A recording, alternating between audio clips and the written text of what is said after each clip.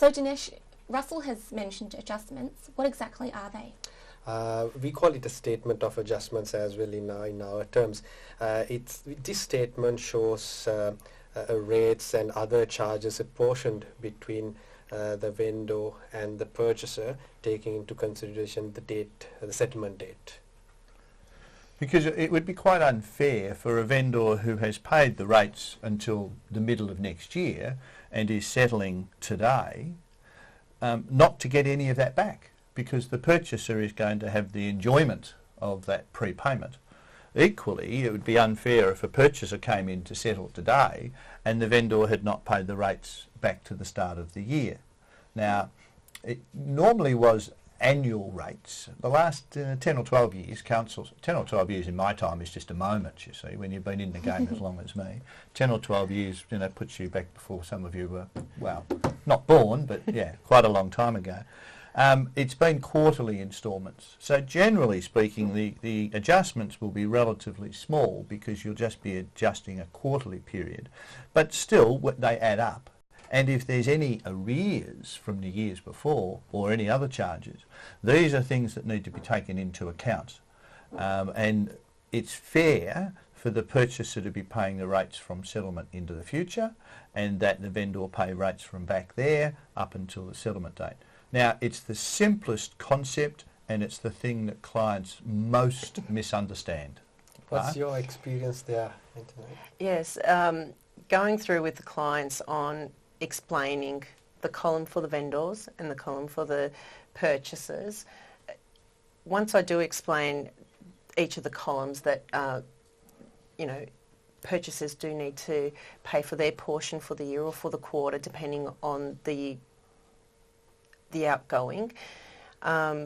It's more the checks when they're thinking that they're paying for the full council or for the full water rates or for the full owners corp, or why am I paying for the vendors? That's a quite common question. Why am vendors, I paying the vendors? Yeah, the vendor solicitors costs. And so what I try and do is try and not use the existing figures and give them an example of a completely different figure, because otherwise they're constantly referring to the statement of adjustments, and just say, if you need to pay the vendor $10,000 at settlement, then the vendor has the right to nominate how he would like that $10,000.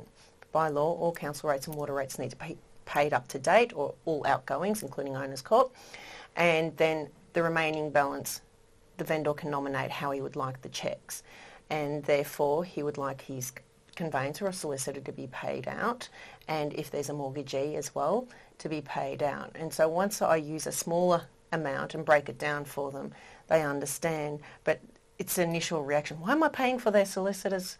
And then having to go through over the adjustments again. Russell, if you would explain it in a different way.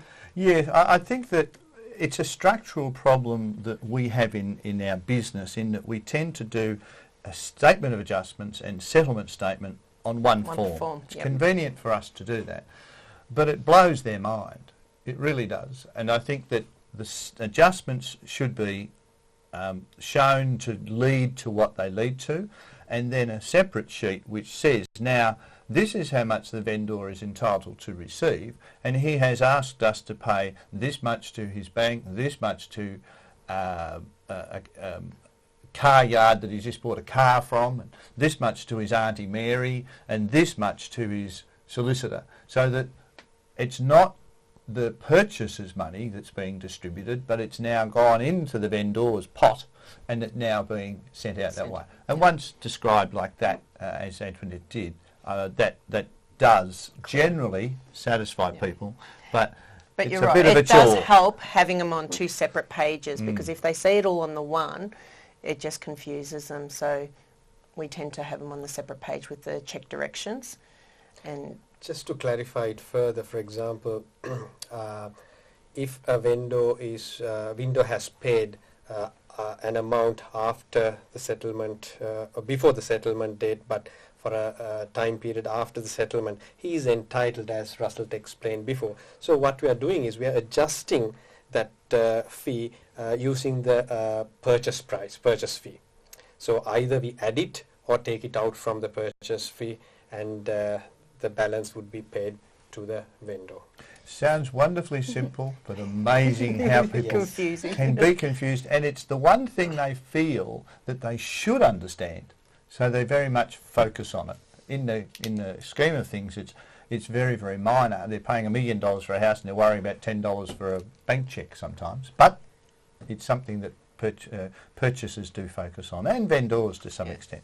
So what happens if settlement's delayed? Obviously, the statement of adjustments do need to be redone and do need to be approved by the vendor again, and if there's penalty interest included in that, or depending who's delayed the settlement, then we need fresh new check directions from the vendor as well. The critical date is the new date of the settlement. Correct. That's the date that we do the settlement. Yes, adjustment should be on settlement date, actual rather than proposed or hoped. Yes. And any delay causes all sorts of problems for us, but it's part of the job. You've all raised really interesting information. Do you have any, before we wrap up the show, do you have any final words, Dinesh? My opinion would be, probably sometimes contrary to my guru, is don't cut cost. If there are certain essential certificates that you have to apply, in our opinion, just go for it and seek professional legal advice if you need assistance or clarifications. And Russell? Well, I'm very pleased I trained him to be cautious, even though old cowboys like me might not be quite so cautious. And Antoinette? Well, I tend to agree that more certificates the better, but obviously it does depend on the property itself. There are some obvious certificates that won't be needed depending where you are in the CBD versus being outside of the Melbourne district. So, but definitely need those outgoing certificates in order to prepare for settlement. They're unavoidable. Thank you all for joining us.